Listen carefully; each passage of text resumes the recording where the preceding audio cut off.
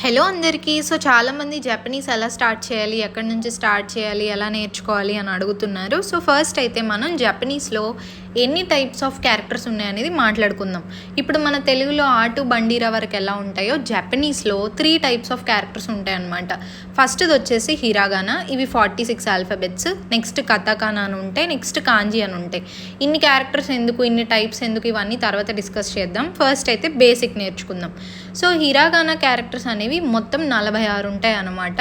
So, ఇవన్నీ ఎలా నేర్చుకోవాలి అని అంటే ఫస్ట్ మనకి మొత్తం ఆ నుంచి వరకు ఉంటాయన్నమాట. మొత్తం 46. ఫస్ట్ ఆ కాలం ఆ ఈ ఊ ఏ ఓ, నెక్స్ట్ కా కాలం, సా కాలం, తా కాలం. సో, అలాగా మొత్తం అన్నీ కూడా సేమ్ ప్రొనౌన్సియేషన్లో వస్తాయి అన్నమాట. ఆ ఈ ఊ ఏ ఓ, కాకి కుకే కో, అలా ఒకటే సౌండ్లో ప్రొనౌన్స్ అవుతాయి అన్నమాట. సో, వీటిని మనం ఎలా నేర్చుకోవాలనంటే వీటిని ఒక నోట్స్లో రాసుకొని రోజుకొక రో అట్లీస్ట్